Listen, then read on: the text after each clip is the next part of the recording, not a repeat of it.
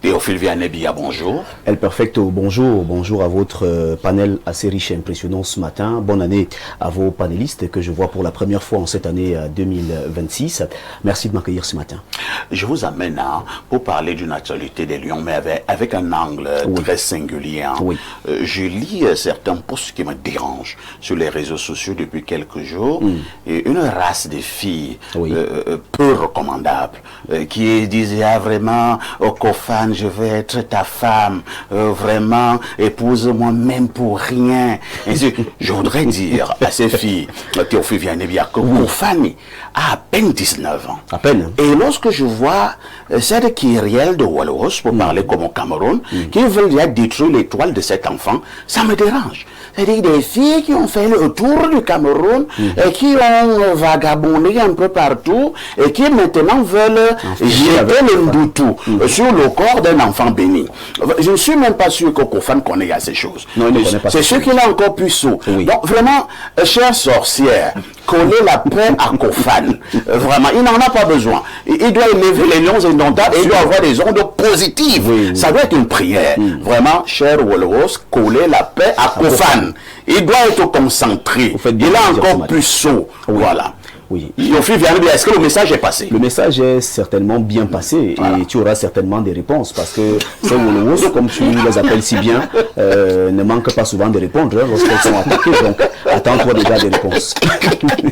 Théophile Vianebia nous a retrouvés sur ce plateau. Il nous donnera encore, comme d'habitude, une revue de la presse exemplaire. TVB, que disent les journaux? El Perfecto, les journaux qui sont disponibles en kiosque ce matin parlent sport, société et santé. Mais nous ouvrons cette revue de presse avec le journal Info Matin de Dieudonné Mvanké disponible en kiosque et qui nous amène du côté de Douala et parle bien sûr de la communauté urbaine de Douala. Docteur Mbassandine lance la construction de la direction de la police municipale dans son numéro 1940 de ce mardi 6 janvier 2026. Info Matin nous informe en page 3 que le maire de la ville a ce 5 janvier procédé à la pose de la première pierre du bâtiment de veille. Objectif, renforcer le dispositif de la police municipale en améliorant la coordination et le déploiement des unités sur le terrain afin de lutter plus efficacement contre le désordre urbain. C'est bien sûr ce que nous dit le journal de Dieudonné Mvanké ce matin en page 3. Nous laissons ce journal pour retrouver Capital Info que gère François Aurélien Gendia. Ce journal parle d'assainissement urbain. L'État reprend la main, c'est ce que nous dit le journal Capital Info. Sur instruction ferme du MINDU, une vaste opération coup de poing a été déployée sur l'axe stratégique Yaoundé-Simalène. En quelques jours, déchets sauvages, herbes envahissantes et drains obstrués ont cédé la place à une autoroute propre, sécurisée et digne de l'image internationale de Yaoundé. C'est bien sûr l'information qui est à retrouver ce matin en page 2 du journal Capital Info. L'Écho parle également du MINDU et s'intéresse à la construction des logements sociaux. Le MINDU fixe le cap pour 2026. Cette information est traitée en page 5. Gouvernance, sécurité et vivre ensemble. Les axes majeurs de l'année sont à retrouver en page 3 du journal d'Ariane Zamo qui revient sur le discours du chef de l'État du 31 décembre dernier. Le firmament qui est également disponible parle de cette allocution du chef de l'État en page 5. Nul ne sait ni le jour ni l'heure du remaniement. C'est ce que nous dit le journal de Parfait ici, disponible en kiosque ce matin, suite à la promesse de Paul Biya annoncée lors de son traditionnel discours de fin d'année le 31 décembre 2025 relative à la désignation d'une nouvelle équipe gouvernementale. Le peuple est fatigué d'attendre. Le journal en parle en page 5 et revient sur cette actualité. En une, on s'intéresse au pillage à ciel ouvert lors du Cameroun dans les circuits obscurs. Ce journal s'interroge, révélé par le rapport ITIE 2023 publié le 10 décembre 2025. La situation décriée met en lumière un écart considérable entre les 22,3 kg d'or reconnus par la Direction générale des douanes et les 15,2 tonnes revendiquées par les statistiques internationales. Localisé aux Émirats arabes unis et déclaré en provenance du Cameroun, le volume d'or exporté représente près de 1200 milliards de francs CFA perdus sur la base d'une tonne à 120 millions d'euros, le coût actuel sur le marché international. Alors que la polémique enfle, la problématique tonnage relance le débat sur la transparence et la gouvernance du secteur minier au Cameroun dans un contexte où le pays s'enlise dans un endettement vertigineux. C'est bien sûr le journal Le Firmament qui revient donc avec cette information ce matin et s'interroge lors du Cameroun dans les circuits obscurs. Interrogation à lire en une du journal Le le firmament. Et si on parlait des Lions indomptables avec ce journal, Cannes Maroc 2025, les Lions indomptables tout feu tout flamme, c'est le constat qui est fait par ce journal qui revient donc sur la performance des Lions indomptables au Maroc en page 2. La nouvelle expression parle également des Lions indomptables ce matin. Lions indomptables Bafana Bafana, près de 10 000 Marocains derrière le Cameroun. C'est bien sûr le constat qui est fait par ce journal qui en parle de la page 6 à la page 8. Autopsie d'un discours, Biya ne prend aucun engagement, c'est ce que nous dit la nouvelle expression et qui revient sur cette information ce matin.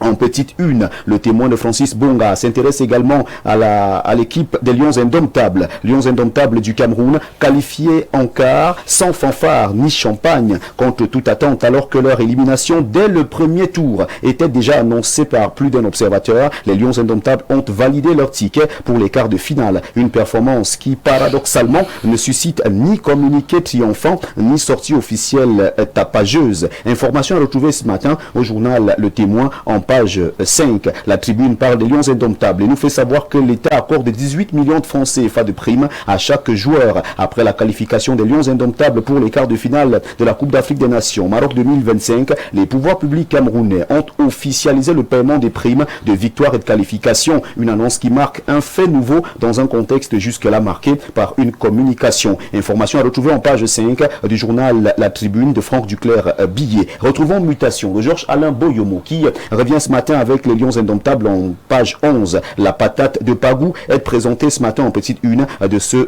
journal. Allons du côté de l'ambassade des États-Unis au Cameroun. Christopher John Lamora, des morts inacceptables. L'ambassadeur des États-Unis arrivé en fin de séjour estime que la présidentielle 2025 a été très disputée, mais fustige les violences post-électorales. Et si on parlait de Kames et doctorat, Famandongo fixe le cap. Mutation nous le fait savoir en page 3. Au bas une du journal Le Messager, on parle également de Jacques Famandongo. Encadrer l'excellence doctorale, c'est bien sûr l'information qui est présentée en page 7 du journal de Feu Pius Ndiawe. Ce journal qui est géré par Jean-François Chanon parle également du Rassemblement démocratique du peuple camerounais et nous amène à Vaudoula. Au bord de l'implosion, à l'origine, une cérémonie de remerciement des militants du Rassemblement démocratique du peuple camerounais, illégalement convoquée par Jean-Marie Ngakunda le 10 janvier prochain en Kolassa et sur laquelle pèseraient des risques de troubles à l'ordre public.